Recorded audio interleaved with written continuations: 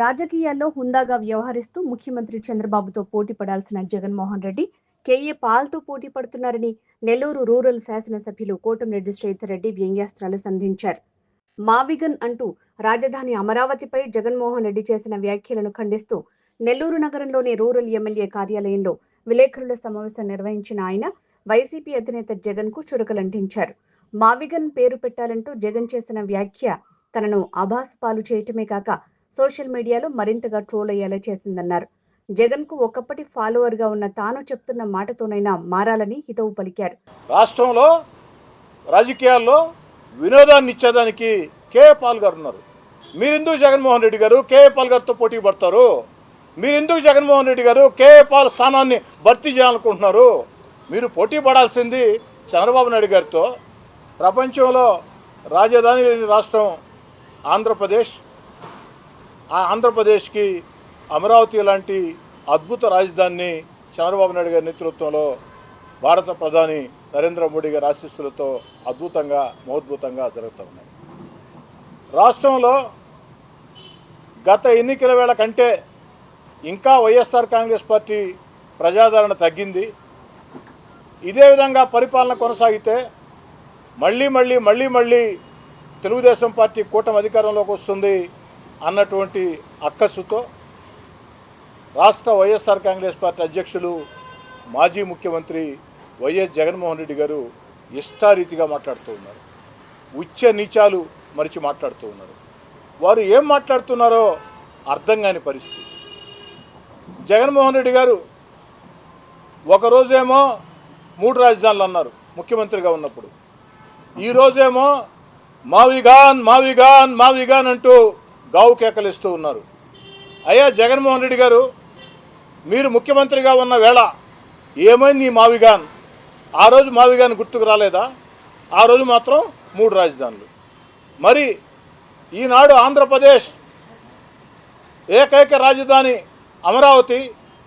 అమరావతిని భవిష్యత్తులో ఎవరు కూడా శాశ్వతంగా కదిలించలేరు అన్న రీతిలో భారత పార్లమెంటులో బిల్లు ఆమోదం పొందితే ఈ దేశంలో ఉండే అన్ని రాజకీయ పార్టీలు ఒక్క వైఎస్ఆర్ కాంగ్రెస్ పార్టీ తప్ప బీజేపీ దగ్గర నుంచి, కాంగ్రెస్ దగ్గర నుంచి, సమాజ్వాదీ దగ్గర నుంచి, రాష్ట్రీయ లోక్దళ్ దగ్గర నుంచి, శరద్ పవార్ పార్టీ వద్ద నుంచి, డిఎంకే వద్ద నుంచి, ఆ పార్టీ ఈ పార్టీ తేడా లేకుండా ఒక్క వైఎస్ఆర్ కాంగ్రెస్ పార్టీ తప్ప అన్ని రాజకీయ పార్టీలు కూడా భారత పార్లమెంట్లో అమరావతి ఏకైక రాజధాని, అమరావతి ఆంధ్రప్రదేశ్ శాశ్వత రాజధాని బిల్లు ఆమోదం పొందింది.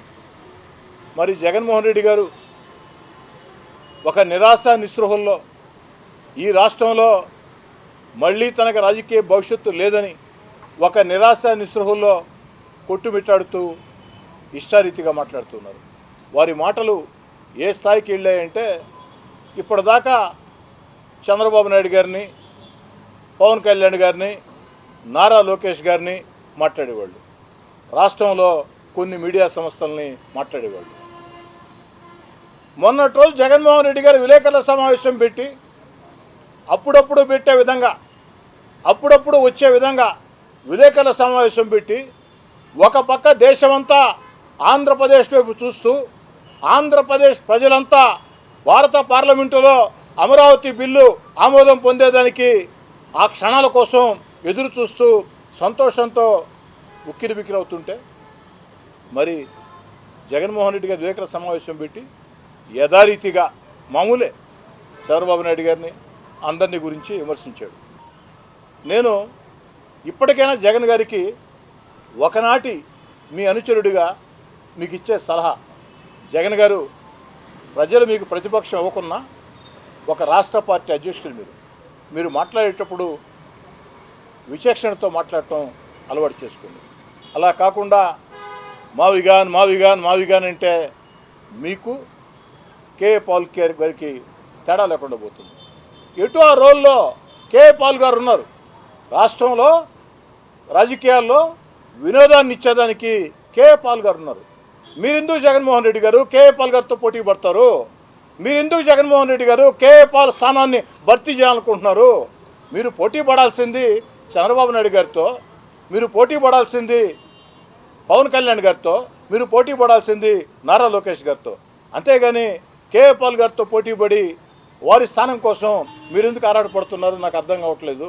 కాబట్టి జగన్మోహన్ రెడ్డి గారు, ఒకనాటి మీ అనుచరుడిగా మళ్ళీ మళ్ళీ చెప్తున్నా, మీరు జాతీయ మీడియా గురించి, రాష్ట్ర మీడియా గురించి, వీళ్ళంతా అవినీతి పరులు, వీళ్ళంతా లంచాలు తీసుకున్నారు, వీళ్ళంతా అమ్ముడు పోయారు, వీళ్ళంతా కొమ్మక్కయ్యారు అన్న మాటలు వెనక్కి తీసుకుంటారు అన్న నమ్మకం నాకైతే లేదు. ఆ మాటలకి విచారం వ్యక్తం చేస్తారు అన్న నమ్మకం నాకైతే లేదు. క్షమాపణ చెప్తారు అన్న ఆశ అసలే లేదు. కనీసం భవిష్యత్తులో మాట్లాడేటప్పుడైనా కాస్త ఒక రాష్ట్ర పార్టీ అధ్యక్షులు మీరు, ఈ రాష్ట్రానికి ఎవరు అవునన్నా ఎవరు కాదన్నా 5 ఏళ్ల పాటు ముఖ్యమంత్రిగా పనిచేసిన వ్యక్తి మీరు. అలాంటి మీరు ఇలాంటి మాటలు మాట్లాడి ప్రజల దృష్టిలో చులకన కావద్దని